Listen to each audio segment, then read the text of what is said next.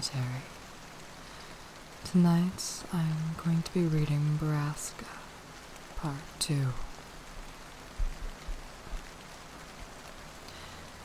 Underneath the triple tree, there is a man who waits for me, and should I go or should I stay? My fate's the same, either way. Good morning. The words faded into the ether, and I awoke with a start. Jimmy Prescott was lounging against the wall near the door, an amused yet disapproving look on his face. Ah, shit. Sorry, Mr. Prescott. I didn't hear you come in. You know, I worked here when I was a kid, too. I installed the bell on the door for this very reason. Didn't seem to wake you up, though. He laughed. I mumbled another apology and idly straightened a stack of business cards in front of me. Late night? Kinda. Very. I hope you were not at the bonfires with all the other underage drinkers. No, sir. Yep. Good. Anyway, I'm just here for my lunch. I'll take a Parmesan chicken with avocado on rye. Yes, sir. Happy that the conversation was over, I walked over to the sandwich counter and unwound the twisty tie from the rye bread. Jimmy Prescott stepped back from the counter and idly studied the pictures on the wall, though he'd seen them 1,000 times before. More of the photos were of the Prescott family, taken over the last century. I'd always thought it was odd decor, but then the shop was named after them, after all. Is Mira here? Prescott asked as I wrapped up his sandwich. She's in the back. I thought she'd still be in St. Louis. Well, when you're finished, would you mind getting her for me? Shit. Yes, sir. I handed him his sandwich and went to the back to find Mira. She was in the office, furiously punching the keys on her accounting calculator. Mira? Jimmy Prescott's out front. He wants to talk to you. She turned and gave me a dubious look. Did he say what about? I shook my head. Okay, she sighed. You can go home for the day, Sam. But are you sure? I still had 3 hours on the clock. He's the only customer we've had since we opened. Don't worry, I'll pay you for the whole day, kiddo. Thanks, Mira. Good luck, I guess. I gave her a sympathetic shrug and she patted my arm. I didn't know how she did it. Mira was perhaps the most burdened and stressed-out woman in all of Drisking, but she never failed to be unbelievably kind. There was a hopelessness about her, a sadness that she hid very well. I left the store out the back door so I wouldn't have to see Jimmy Prescott again. His weird, yellowed amber eyes always set me on edge. Not to mention, he was a total tool. I hopped in my car and texted Kyle that I was off work. He answered immediately and told me to come meet him. I happily whipped my apron off over my head and threw the car into reverse. Crystal Lake was my favorite place in all of Driscoll. I had to park almost a mile away since the lake was so packed. I eventually found Kyle and Kimber sitting on a rock that jutted out over the beach. Kimber was sunbathing in a blue floral bikini, and Kyle was wearing his "no one can tell where my eyes are looking" sunglasses. What'd I miss? I asked, sitting down next to Kimber. Not much, she answered, stretching and sitting up. Just more beer. She dug into the cooler behind her and tried to hand me a Blue Moon. Oh, no. I waved it away. Got any Excedrin? Oh, no. Kimber gave me her "I'm sorry" pout. Okay, then I'll just take those sunglasses. I held my hand out to Kyle, who looked back at it in horror. What? No, fuck off. Oh, come on, Kyle, give him your sunglasses. Sam didn't get to sleep off his hangover like we did. I smiled at Kyle, and he tightened his lips. We both knew exactly what I was doing. Kimber stroked Kyle's arm in encouragement. Please? She asked. Fine, he said, and shoved his blue blockers at me. I put them on and sat back, turning my head to watch the girls on the beach below. Phoebe Dranger, dark-haired girl, was there lying on a towel next to Roundface and giggling. It still seemed unnatural to me to see the two of them without Rude Nose. The three of them had been inseparable, working as fluidly together as the gears in a watch until Christy had fallen in love with some college kid and run away. So why'd you get out of work early anyway? Kyle asked. Prescott came in. Ew, Kimber squirmed. He totally freaks me out. He's been staring at me since like 5th grade. Next time he stares at you, let me know and I'll knock him the fuck out. Kyle had always been protective over Kimber, but ever since they started dating, it had gotten 10 times more unbearable. Kimber winked at him. So what did he want, Sam? He wanted to talk to Mira, probably about the sandwich shop. You mean about how no one goes there and the business should have closed years ago, but it won't because the Prescotts are stubborn and vain? Kyle said. Yeah, probably. I mean, she looked pretty worried. I can count on one hand how many sandwiches I've sold in the past month. Ouch, Kimber grimaced. Yeah, I'm pretty sure she's gonna get chewed out. I really don't like that guy. I thought about the squirmy, yellow-eyed freak yelling at sweet little Mira, and it made my blood boil. You should have met his dad, Kyle snorted. He was a piece of work. His dad? Yeah, Tom Prescott, Kimber said. The family put him in a home a few towns over. Why is he in a home? I heard he got dementia and he was embarrassing the family in public, Kyle said. I heard that too. Kimber brushed her long curls off her shoulders. I always liked Tom Prescott. It was a pretty shitty thing to do. Hey, kids! We turned in unison to see Phil Saunders come stomping out of the bushes behind us with Mike Sutton following behind. So this is where the cool people hang out, high above the kingdom on Pride Rock. Sup, Mike? Kyle said, ignoring Phil, whom he disliked ever since Phil had briefly dated Kimber. Phil was either unaware of or uninterested in Phil's feelings, of course. That may also have been because Phil was stoned out of his mind most of the time, and now was no exception. They sat down next to us, and Mike offered me his pipe. Want to hit this? I did want to hit it, and pretty badly, too. I reached up to grab it, but Phil swatted my hand away. Careful, guy. You don't want to get the sheriff's son high. For fuck's sake, Mike. Mike nodded knowingly and shoved the pipe back into his pocket. I scowled. Really? Sorry, Sammy. Hell, the only reason I'm even smoking around you is because today is my cousin's death anniversary, and I don't give a shit about anything else. Your cousin Hannah? Kimber asked with a sympathetic look. Yep, 5 years she's been gone. Too many people disappear in these woods, man, Mike said as he exhaled a cloud of smoke. Yeah, man, Phil nodded. You know, sometimes when I'm high, I can see them all. And I feel like I know the answer to the mystery, man, like I'm so close to solving it. It's just something I can see, like they're all puzzle pieces, and in my mind I see the puzzle put together, but I can't tell what the picture is of, you know? You're fucking high, Saunders, Kyle said. We all are, man. We all are. Everyone in this town is drinking the fucking Kool-Aid. Kimber raised an eyebrow at him, but said nothing. Everyone except the dead ones. I can see what they looked like before they went into the ground. Or is it the grounder? Shit, I don't know, man, Mike said to the space in front of him. Yeah, I see all those people. Hannah, Paige, Jason Metley. Hell, I even see your sister, Walker. Kyle, who I knew had been monitoring the conversation for mention of this very thing, sprang to his feet and opened his mouth to yell at Phil. Nah, Whitney Walker ran away to St. Louis, remember? Mike said. I saw Kyle and Kimber exchange a quick look as I tried to remain impassive from behind the blue blockers. That true, man? Phil asked. And there it was. I knew Kyle and Kimber had always wondered what I thought about Whitney, and if I'd ever accepted the official statement that she and Jay had run away together. They were kind enough not to bring it up, but I knew they wanted to know what I believed, what I thought had really happened. I loved them both, and I wanted to talk to them about it, but I just couldn't. Everyone thought that I had spent the last 7 years quietly grieving, and that I'd put the incident behind me. At least, that's what I'd tried to show them. The truth was that I'd never given up on Whitney. I'd waited years for Jay to show up on social media, and when I finally found him last year, I'd been devastated. I'd always hoped the official report was right and that Whitney was somewhere far away from here, alive and happy with Jay Bauer, but his MySpace page showed a thriving teenager, still living at home with his parents, his ex-girlfriend Whitney the furthest thing from his mind. When I brought the evidence to my dad, he read the pages I printed off and then shut the door to his office with me on the other side. I heard him crying in there for hours as I waited for him to reopen the case and bring the smackdown on the Butler County Sheriff's Department, but justice has never come, and we never mentioned Jay Bauer again. For whatever reason, I never told Kyle and Kimber about any of that. Maybe it was because I had worried they'd blow it off like my dad had, or maybe, and far more likely, I didn't want them to know how obsessed I'd become with the Borrasca and the skinned men. I knew as assuredly as the sun would rise tomorrow that Whitney's death had happened at there, just like all the others who'd gone to the Triple Tree. I was very suddenly aware of 4 pairs of eyes staring at me. Yeah, it's true. She ran off with this guy Jay from our hometown, I answered. That was enough for Kyle. Alright guys, seriously, he's the sheriff's kid. What do you think's gonna happen if he gets caught with weed? The little man is right, Phil. Let's bounce. I don't need any more trouble with the cops around here, Mike said.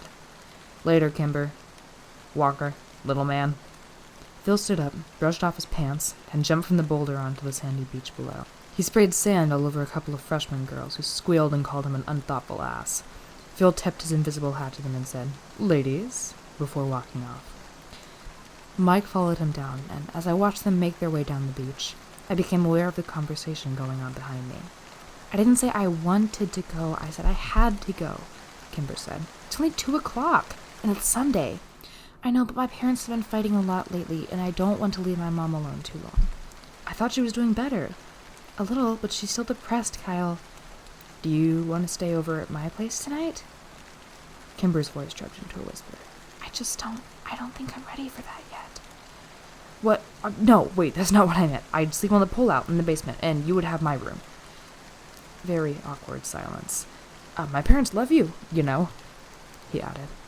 Kimber laughed. "I know, I just want to be there for my mom right now. But thank you, sweetie." And then the absolutely disgusting sound of my best friends kissing. I would never get used to it. On that note, I'm out of here too. Cut. On that note, I'm out of here too.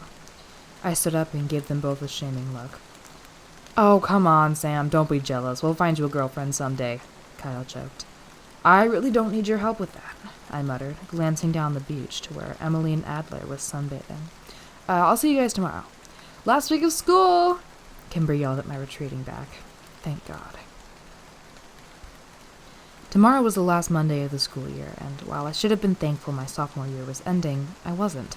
The summer meant no distractions, more time to think, and even more hours of boredom at Prescott Artisan Sandwiches. But I wasn't looking forward to tomorrow for another reason.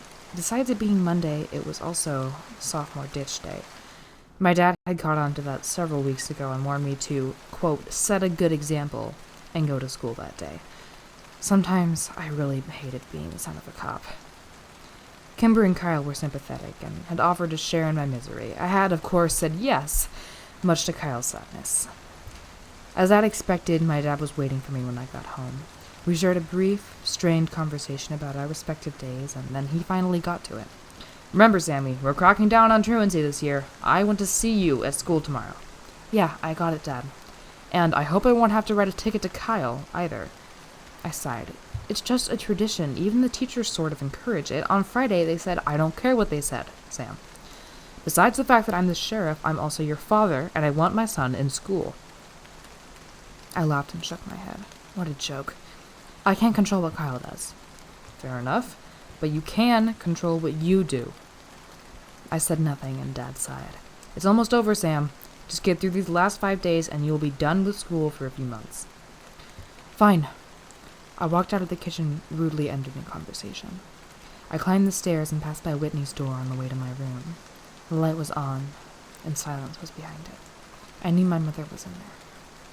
She was always in there, doing God knows what. I walked to my own room, shut the door behind me, and locked it. The next day at school ended up being more embarrassing than anything else.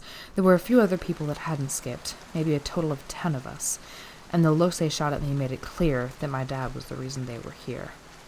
Kimber, great friend that she was, happily went to her classes like it was a normal day. Kyle attended all of my classes with me. The teachers, who had been looking forward to an easy day, couldn't have cared less. Just before lunch, an officer came around to all the classrooms and asked for copies of the attendance sheets. Dad really wasn't kidding about cracking down this year. I was going to get shit from people all summer.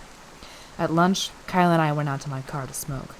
Usually we were hidden by dozens of large pickup trucks, but today we were out in the open and vulnerable.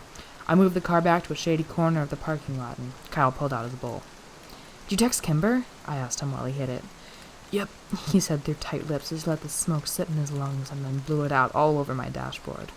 "She went home around 4th period. She said her mom called her and she was going home to take care of her. I don't know, man." "Doesn't her mom hate you?" I asked, taking my turn with the bowl. "Yeah, I mean, that's a fairly new development, ever since Kimber and I started dating, but I'm pretty sure she's always hated me and just hid it better before. Now that she's all depressed and whatever, she doesn't give a shit." It was hard to picture anyone hating Kyle. Why can't Kimber's dad take care of her? I don't know. I hit the pipe again. "Hey, man, let's not even go back today," Kyle said. "You think?" I asked. Yeah, I mean, you put in 4 periods, you've been a good son. And Officer Dickass already came around and collected the attendance sheets. Dickass? Really? You're better than that, man. Officer... Ass... Dick? You're fucking baked, Kyle. Seriously, man, let's go. I thought about it a second. Kyle was right. I'd done my duty as a son, and if I left now, I'd have enough time to go to GameStop before work. Fuck it. I turned on the ignition. Kyle sat up in his chair and rolled down the window to clear out the smoke. Hey, man, can you show me my Kimber's? Sure, but how are you gonna get home? Can you come get me after work? What if her mom throws you out again? Kyle rolled his eyes. That was one time. Why can't I just drop you at home and you can take your own car? It needs new tires. New tires, of course. What Kyle really meant was that his insurance had lapsed and he didn't have any money for gas, anyway. He bought the car last summer after working double shifts at the convenience store for half a year. It was an okay car, newer, but I knew he'd only wanted it to impress Kimber, something he'd vehemently denied. Had it worked? Not in my opinion. They started dating in the fall, and Kyle quit his job to spend more time with her. Kimber didn't seem like the kind of girl to be impressed by a Pontiac Bonneville, but Kyle was convinced that that was how he'd won her over. I was sure all the car had really done was give him the confidence to ask her out, and now that its part in their romance had ended, the car sat in the garage of the Landy home, collecting dust instead of memories. GameStop didn't have what I wanted, neither did Driskin Games and Media. Since I had nothing else to do, I decided to show up to work early and hope that Mira would let me leave early too. I parked in front and walked in the door, unsurprised to see no one at the front counter. There were only 3 of us that worked at the shop, and sadly I never got to see the other girl, Emmeline, who worked on the days I didn't. This was disappointing to me, since she was half the reason I'd applied there in the first place. I went into the back to tell Mira I was there, and found her slumped over the desk on a pile of receipts and paperwork. This wasn't an unusual way to find Mira, but something seemed different today. I immediately felt a disturbance in the force, but before I could run away, she turned towards me and I saw I was right to flee. Mira was crying. I'm sorry, she said quickly, wiping her eyes. Is it 4 already? No, it's 2:15. I just thought maybe if I came in early. Oh, right, it's your ditch day. Mira wiped her eyes, only to have them filled with tears again. I don't understand, Sam. The store has been operating in the red ever since I was hired to manage it. What am I doing wrong? I don't know, I offered lamely, the instinct to escape never stronger. No one comes in here, ever, and Mr. Prescott refuses to let me put signs up to advertise. He says they're unsightly, but how does he expect me to pull in business? I need this job, Sam. God, I must have looked like a frightened deer, because when Mira glanced over at me, she seemed to subtly collect herself. Go ahead and go out front. I'll do your time card. She didn't have to tell me twice. I really liked Mira, and I hated seeing her like this. The front didn't end up being much better. I could hear Mira crying over the store's dated music track. Her sobs went from painfully audible to muffled whimpers. After half an hour, I decided I had to do something. Since I was entirely unequipped to deal with an adult woman's emotions, I decided to call Mira's husband, Owen. He was, thankfully, at home, and answered on the second ring. I'll be right there. I breathed a sigh of relief when I heard a car pull up outside and saw the tall, girthy Owen get out of it.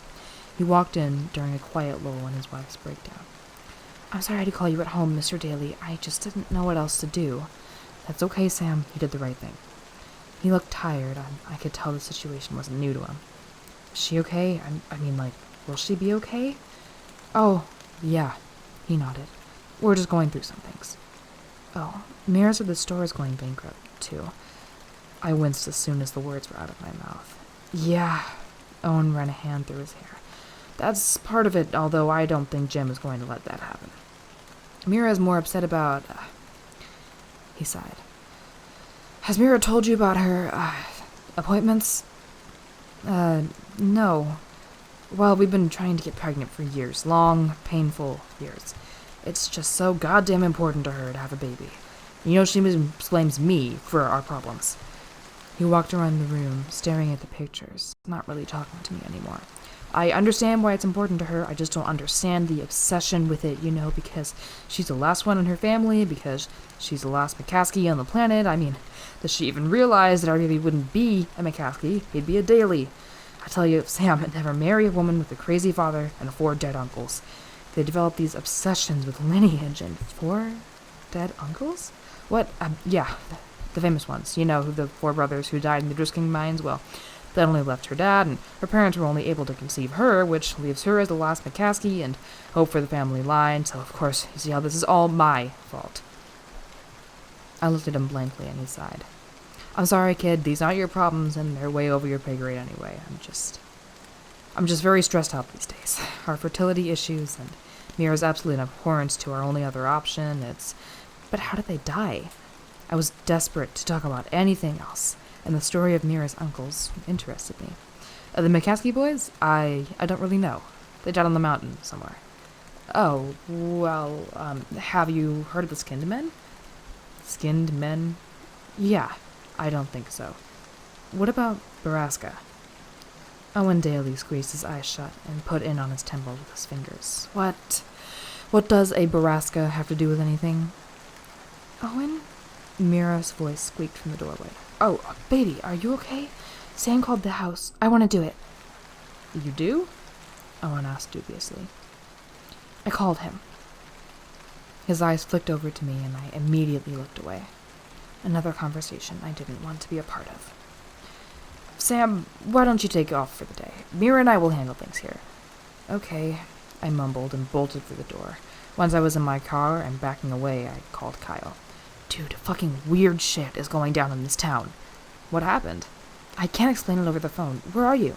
I'm at Kimber's. Are you off work? Yeah, I'm coming to get you.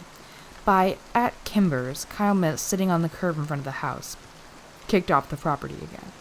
When I pulled up, Kimber came out and she met us at the curb.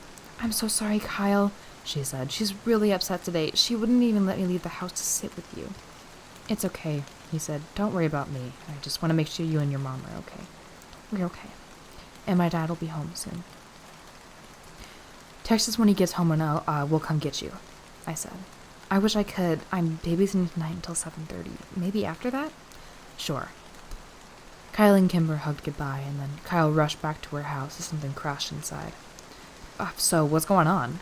Kyle asked, taking a drink of warm Dr. Pepper, sitting in my cup holder. You're still wearing your apron, you know. Mira had a breakdown, I said, peeling it off. Really? What happened? I told Kyle the full story, giving particular attention to the four uncles. Yeah, the McCaskies. I've heard of them. Didn't know Mira was one, though. I thought they were all dead. Yeah, she's the last one.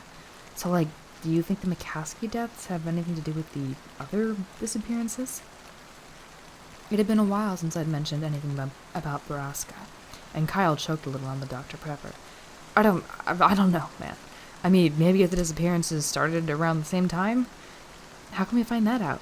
Maybe the cops? There have to be police reports. Okay, but what if I couldn't ask my dad? Kyle shook his head. I don't know then. What about, records? The Historical Society people, maybe? Oh, yeah, he said, nodding. We can try them. They're over on 2nd. They share an office with Drisking Arts and Antiques. I made a U-turn and started back towards town. Hey, why are we doing this? I'd known the question was coming. I'd hoped to have more answers myself before I had to give him one. Just Whitney was all I could say. Kyle didn't ask anything more. The Historic Preservation Society of Drisking was at the back of the building, and we had to walk through the antique shop as the owner, Mr. Drenger, eyed us warily. At the end of a short hallway, we found a small room with 2 desks pushed together. One was empty, and the other was stacked high with books and folders of loose paper. We could hear someone typing behind the stacks. I cleared my throat. Hello? A small woman popped up from behind the desk. I recognized her as the same woman who had given us a lecture in 5th grade. Hello, how can I help you boys? She asked, walking out to greet us. Yeah. I have a few questions about Drisking's history, I guess. Oh, great! Is this for an end-of-year report? Have a seat, boys. She gestured to the empty chair sitting behind the other desk. I nodded at Kyle and he sat down, looking uneasy. Yeah, it's for an essay we have to write. Hey, I think you gave us a lecture to us, 7 years ago, at school. Oh, yes, I give that lecture every year with Mr. Prescott. She smiled. Yeah, it was you and one other guy, too, a bald guy, Kyle said, shifting uncomfortably in the wooden chair. Yes, that was my fiancé, Wyatt Dowding. He passed several years ago. Oh, Kyle said. Miss Scanlon. You can call me Catherine, she said. Catherine, I tried. I hated calling adults by their first names. We want to know about the McCaskey kids. Oh, Catherine said, shaking her head. A dark part of history there, but still a history nonetheless. Yeah, so when did that happen? And how did they die? Kyle asked. Oh, well, they didn't die. I mean, they certainly perished in the mines, but their bodies were never discovered, so we don't know the answer to that. I would think dehydration, starvation, and exhaustion killed them within days of getting lost down there. And to your second question, that was 1953, I believe. And the mines closed that year? Well, actually, the mines officially closed the year after. There was a legal spat between the city and the Prescott family, who wanted to leave the mines open until the bodies were found. The city won, and the mines were condemned. Wait, why did the Prescotts care? Don't you want to write this down? Catherine asked. Kyle tapped his head twice with his finger. Catherine shrugged and continued. Well, the Prescott and the McCaskey families were closely related. Tom Prescott was paying teams of unemployed miners to go down in the mines in search for the bodies. The city had enough of it. The mountain was unstable, and they didn't want any more deaths. The mines had been abandoned years before and were structurally unsafe. After the city banned the recovery teams from the mines, members of the Prescott family started going down there themselves. Finally, the city had had enough, and they had the mines collapsed. With bombs? Kyle asked. Well, with explosives. And that's what led to the incident. By this time, the mines had been unprofitable for a few years, and the city was quite broke. They hired a less than reputable company to collapse the mines, and, well, when they set off the explosives, they accidentally broke into Driscoll's water table. The city went into debt trying to purify the water of Selden iron ore. It wasn't until 2 years later that things started getting better, thanks to the Prescotts, who truly did revitalize Driscoll. Kyle's phone chirped, and he pulled it out of his pocket. It's Kimber. She wants us to come over. Okay, thanks, Miss Scanlon. Catherine. Sure, if you have any more questions, feel free to come by. We're almost always open during the day. Oh, or you can email me. She dug into her jacket pocket and pulled out a loose business card.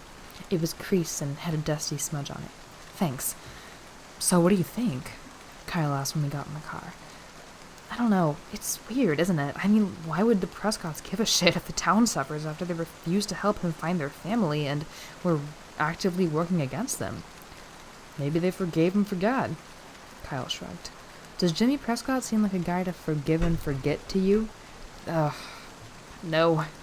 And his dad is even worse. Exactly. Maybe we should... Turn here! Sorry, Kimber's still babysitting and she's over on Amherst. When we pulled up, Kimber was out in the front yard with 2 young boys who were playing in the driveway. She was holding a sleeping baby and waved to us. We parked in the driveway and she introduced us to the 2 older kids. They gave us shy hellos and then ran off to continue their game. Once they'd left, we explained everything that had happened to Kimber while she listened and rocked the baby in her arms. Sam is right, that doesn't make sense. But why are we even concerned about something that happened decades ago? Whitney, Kyle said, so I didn't have to. A flash of surprise crossed Kimber's face, and she walked over to put the baby down in his playpen. Then she walked back and pulled me into one of her famous, super comforting, not at all awkward hugs. When she released me, she began to pace around the driveway. Okay, so we think Whitney somehow got involved in all of this, and you're right. If we want to figure this out, we need to start at the beginning. Phil is right. Every mystery in this town is one piece of a larger puzzle. It's all related. She stopped and looked over at us. We need to go to the source if we want answers. Yeah, that's not a bad idea, Kyle agreed. I know he likes to hang out in the hideaway and get drunk with ex-Sheriff Clary. No, Kyle, not Jimmy. His dad. Tom? He's so crazy they put him in a home. He's the horse's mouth, though, isn't he? Jimmy isn't likely to know half as much as his dad. But... As Kyle and Kimber argued, I watched the kids chase each other around the tree in their front yard. There seemed to be something carved in the bark, words not unlike the triple tree at Ambercott Fort. I was too far away to read what it said. He got you! He got you! I heard the youngest one call to his brother. The skinned man got you! Now you have to die! Nuh-uh, Peter, I was touching the tree. No, you weren't. You're a liar. One of them got you, and now you have to go meet this shiny gentleman. No, I don't. Kimber, Josh is cheating! I shuddered and turned away from them. Where's the nut house? I interrupted them. Is it close? It's not a nut house, it's more like a hospice, Kimber chided. The rumor I've heard is that he's at Golden Elm, and that's in Cape Girardeau. That's about 40 minutes away, Kyle said and pulled out his phone. I'll check the visiting hours for Tuesdays. Sam, do you work tomorrow? I work every day, but I'll get out of it, I promised. Okay, cool. Let's plan to leave after school. The following day dragged on like any last Tuesday of the school year. Most people talked about what they did with their ditch day or complained about a cop showing after their house to issue them a ticket while sliding less than pleased looks at me. When the final bell rang at 3:30, I grabbed my bag and booked it out to my car. Kyle and Kimber were already waiting for me. The drive took longer than we expected when we got into Cape Girardeau. The town was bigger than Drisking, and the streets weren't laid out in any sort of planning or logic. By the time we arrived at Golden Elm, we only had 20 minutes left for visiting hours. We're here to see Mr. Thomas Prescott, Kimber told the nurse at the front desk. We let her do the talking, since she had a disarming, old-fashioned charm about her that put people in a friendly mood. Old Tom? Wow, he hasn't had a visitor since Christmas, when his son came up. Sign the check-in sheet and take a visitor sticker. Your family, then? Do you know where his room is? The nurse arched a thin, suspicious eyebrow. I'm sorry, we don't. Kimber apologized. My mother's been asking me to check in on my great-uncle while she's away doing Doctors Without Borders. I should have gotten more information from her, but, she only has so many minutes to call home. Oh, of course, dear. Let me get someone to escort you. An orderly led us to Tom Prescott's room, which we found empty. He pointed down the hall and said, he likes to read in the sunroom. We walked down the hall and found an old, thin man sitting alone and whispering to himself. He was sitting at a table in front of a backgammon board, moving chess pieces around it. Tom Prescott? Kimber said, smiling. He didn't look up, and I wondered if he'd heard her at all. Kimber took a deep breath to try again, but the old man suddenly slammed his fist on the table. I'm him, goddammit! I'm Mr. Thomas Prescott. Don't call me Tom. People's kids used to have more respect. I'm sorry, sir, Kimber said gently as she sat down in the chair opposite him. You kids have no respect. Do you even know who I am? It's my son that's done it. That boy's mama should have whipped him, but she was soft, and now he's running around my town spreading his vulgarity and disrespect. Our apologies, Mr. Prescott. We never meant to be disrespectful. We greatly admire you. You're the man who built our town into what it is today. Everyone remembers that. Drisking was suffering, and the town was dying, and then you fixed it. We know that. I did what I had to do, the old man grumbled. It was my town. It still is. Who are you, little girl, to come in here and suggest otherwise? No, that's not what I said. Kimber changed tactics. And as for who we are, we're Mira McCaskey's kids. Do you remember the McCaskeys? Ah, so you're Ada's granddaughter. That explains why you're not there. We exchanged puzzled looks. We're right here, Mr. Prescott, Kimber said. You know what I meant, young lady. They all know. They know I rescued the town. That's my town. Of course, they were going to let me do anything I wanted as long as the money kept coming in. That's why it's my town. Is the money still coming in? Kimber tested. Well, you're here, aren't you? They didn't like it, but they took the money. They didn't know, not everything they didn't, but they suspected some. And they must have been okay with it because they kept electing Clary and they kept taking the money. Prescott picked up a pawn and ran his fingers over it as he talked. It's just a powder, so unassuming, a fine, soft powder. The powder doesn't know what it is, doesn't know it's bad. It's the people who say it's bad, but it needed to be done. You know that, Ida. You know we had to do it. Kimber hooked him in. I know we had to do it, but it's your son. I don't think he's doing it right. Well, of course he isn't. The elderly Prescott slammed his fist on the table again, and 2 rooks tumbled to the floor. They were mine. He took them from me. He thought he could do it better, but he took mine and he ruined my legacy. Decades of work, and now it's all run by the powder. It's the dust of a crumbled empire. What about the skinned men? I asked, caught up in the moment. What are you talking about, boy? He growled. And the treehouse. The triple tree. What is it for? What is it for? Triple tree? I didn't authorize that. We paid triple the price, but it was only for a short while when things were slow. We certainly never charged triple. That's bad business. Has my idiot boy been telling you that? Did he offer you triple for them? He's ruining my town, isn't he? God damn it, Jimmy, you got him in here. Ada, get my boy on the phone. You tell Jimmy I want to talk to him. You tell him they're still mine. Ada, get Jimmy on the phone. Kimber jumped up, and Kyle pushed her behind him as the old man rose to his feet, tall and imposing. We were back toward the door when the orderly came in with a disapproving look on his face and shooed us out. Long after we'd made it to the lobby, we could still hear Tom Prescott yelling for his son. The ride home was quiet, and I spent it trying to fit the pieces of the puzzle together. The skinned men, the triple tree, the shiny gentleman, the powder. These things seemed to have been pulled blindly from the ether, random and meaningless. The veil over my eyes was thick and heavy, but I was closer to Borrasca than I'd ever been before. I could feel it all around me, but I just couldn't see it. I could almost touch it, but I couldn't yet comprehend it. I suddenly realized that Kyle was pulling over off the road, and I snapped out of my contemplation. He put the car in park and turned around to look at me in the back seat. "Is this really about Whitney, Sam?" "Yes." Kimber watched us with worried eyes. "Why do you think that? The cops, even your father, confirmed that Whitney ran away."